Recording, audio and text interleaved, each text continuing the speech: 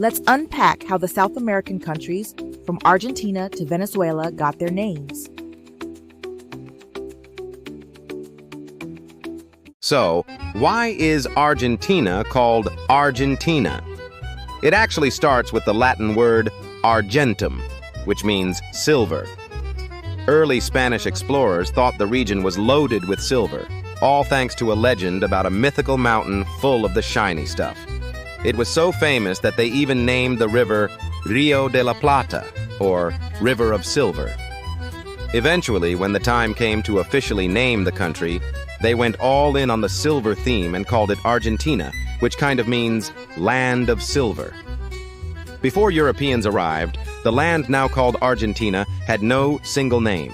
Each indigenous group had its own. The Mapuche called their territory Walmapu, meaning our land, while the Guarani referred to theirs as Avañe'e, meaning land of human beings.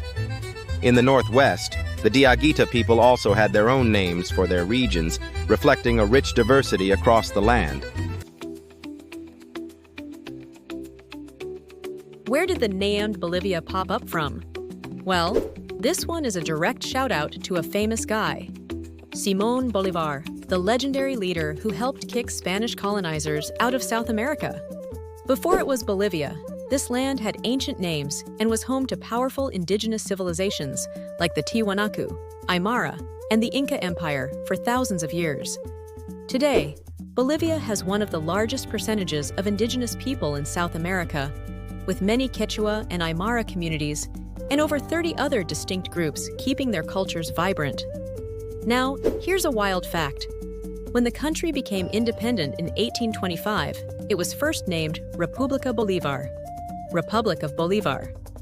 But just a couple of months later, a politician suggested, if from Romulus came Rome, then from Bolivar should come Bolivia. And bam, the name stuck. So, while the name honors a liberator, the heart of Bolivia beats with an ancient indigenous spirit. The country of Brazil's name has a super cool backstory. It comes from the Portuguese word pau-brasil, which means Brazil wood in English.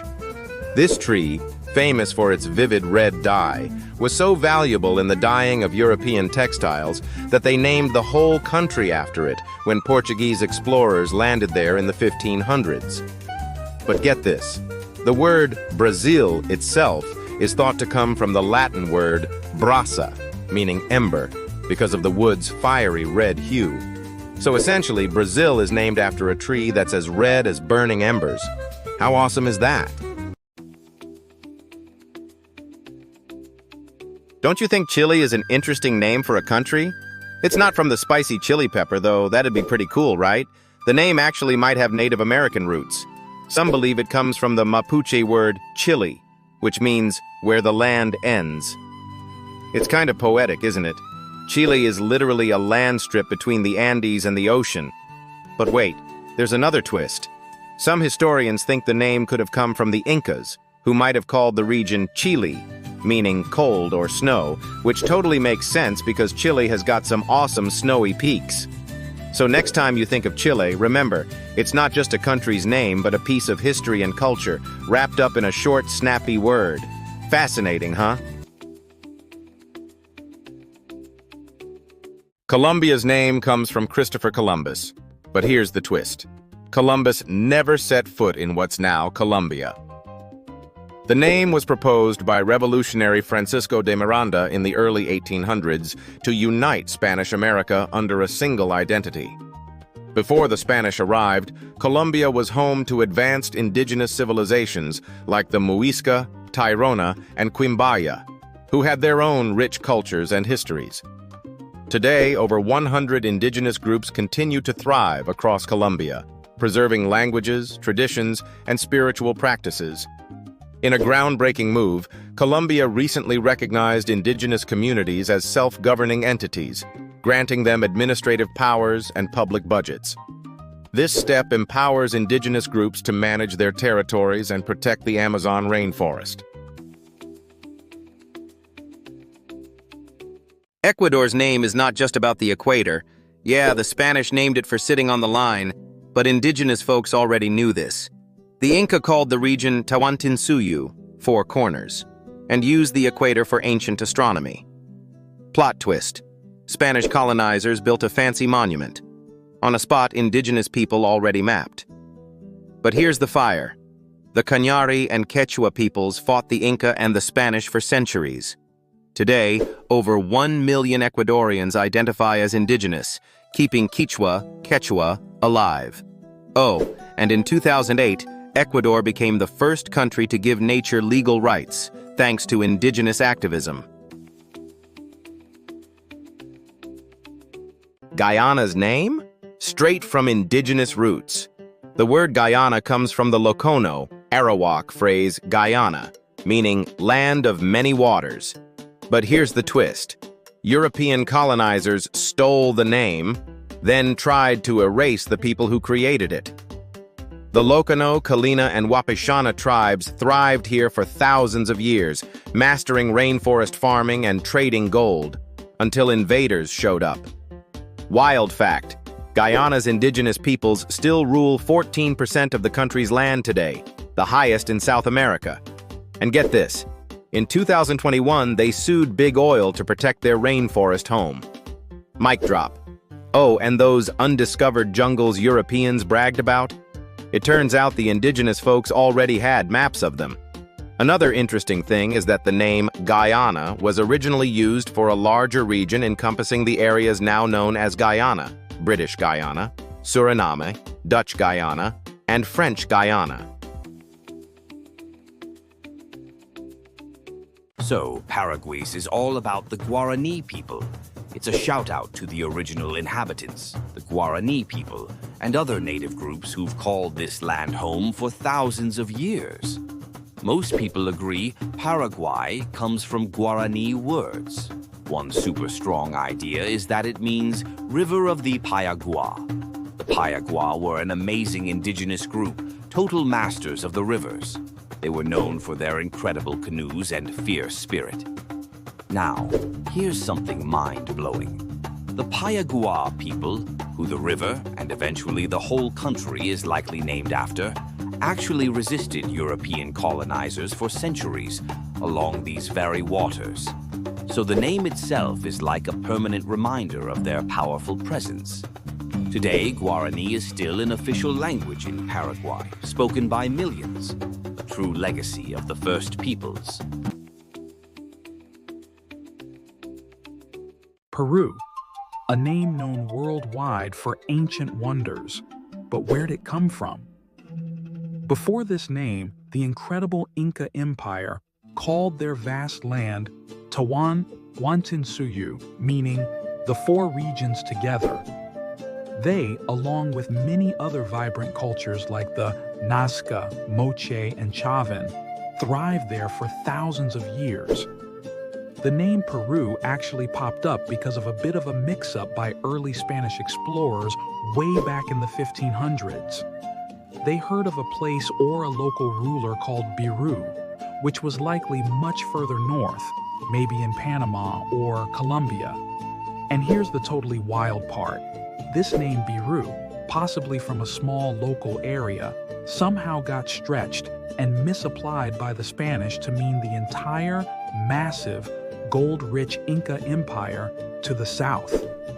So, one of history's mightiest empires got its modern name from a case of mistaken identity. Here's an interesting nugget. When turkeys hit Europe, everyone flipped. Portuguese traders named them Peru because they thought the birds came from Peru.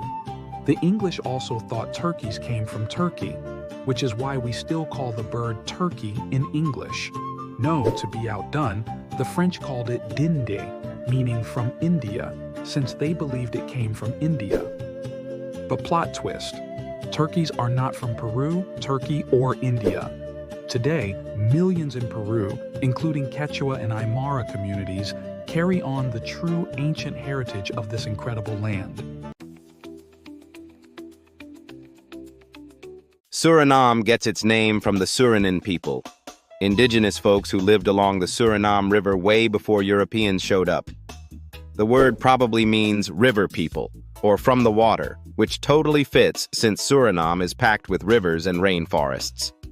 Here's the wild part. When the Dutch took over in the 1600s, they didn't even try to rename it something European. That's rare.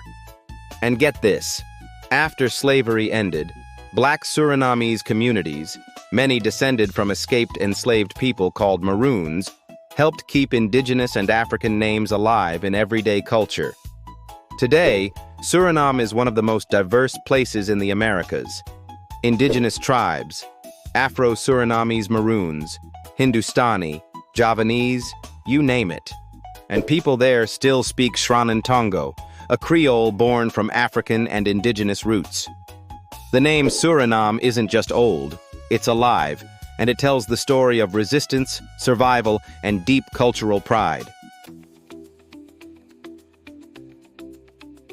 Let's break down Uruguay's name. Uruguay comes from the Guarani language, spoken by indigenous folks way before Europeans showed up. You've probably heard it means river of painted birds. Juan. For a long time, Europeans used the name Uruguay only referred to the river itself, not the whole country. They called land Banda Oriental, meaning the eastern bank of that famous river. But here's the twist. Some experts say Uruguay actually means river of snail eaters. Yeah, snails. Turns out the Guarani might have named it after a local snail species, not just birds. Wild, right? Now, meet the Charrua, Uruguay's original badasses. They fought colonizers hard, but were nearly wiped out by massacres and diseases. For decades, Uruguay claimed no indigenous people existed there. But today, thousands are reclaiming their roots, reviving Charrua culture, and fighting for recognition. From snails to survival, Uruguay's name hides a legacy way deeper than textbooks say. Did you know Venezuela's name is basically a mini version of Venice? Yeah, you heard that right. When Spanish explorers first hit the northern coast back in the 1500s, they saw indigenous stilt houses built over the water in Lake Maracaibo. This scene was super reminiscent of Venice, Italy, so the explorers were like, let's call this place Little Venice, or Venezuela, in Spanish. It's pretty wild to think that the name stuck all these years, right? So next time you hear Venezuela, think of those charming Venetian vibes right in the heart of South America. French Guiana isn't a country. It's actually still part of France. But the name Guyana goes way back. It comes from an indigenous word that means land of many waters. Makes sense. French Guyana is packed with rivers, waterfalls, and rainforest. Before the French showed up, the area was home to indigenous nations like the Kalina and Wayana. They lived in balance with the land for centuries. When the French colonized it, they slapped French in front of Guyana to mark their version of the territory. Now here's the wild part. During the colonial period, France sent thousands of enslaved Africans there, and later, prisoners. Yup, one of the most famous prisons in history, Devil's Island, is in French Guyana.